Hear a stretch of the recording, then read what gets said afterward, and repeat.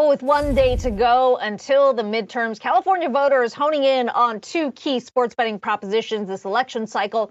We're talking about Proposition 26 and 27. To break it all down, we've got Josh Schafer, who has the details. So, Josh, let's sort of separate these two for those who aren't in the state, because these two ballots, I mean, a lot of these major betting companies had a lot of hopes riding on it. Yeah, absolutely, Kiko. And to sort of step even further back here, the way gambling works in California right now, so traditional casino games such as slot machines, those types of things, are all on tribal lands only and run by tribal casinos.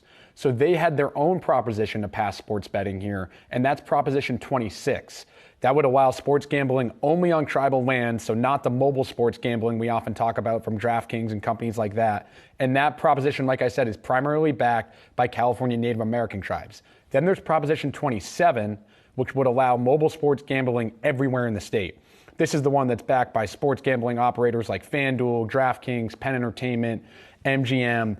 And really what happened here, Kiko, is that Prop 27 was supported by 3 tribes, but was not supported by more than 50 Native American tribes. So we saw them kind of separate from the Native American tribes with Prop 27. That did not sit well with California voters.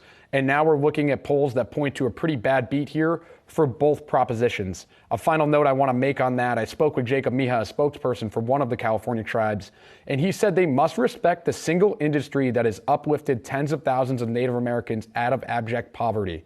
Kind of gives you a little bit of the emotion behind this, Akiko, and why I'm not so sure that this is going to happen in the future in 2024 either.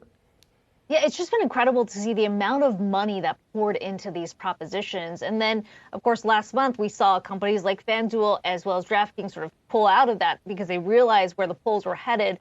What does this mean for them long term in their push to try and legalize sports betting here in California? Right. It doesn't look good now at this point because they've sort of separated themselves from the tribes. And a lot of people I've talked to said that that's going to be the key. If you don't get those tribes, it might not work out. Jason Robbins has said they're targeting 2024, but the tribe spokespeople I've talked to don't think that there's going to be any meeting ground when it comes to something between the operators and the tribes to maybe get together on one bill. That's what we've seen in other states.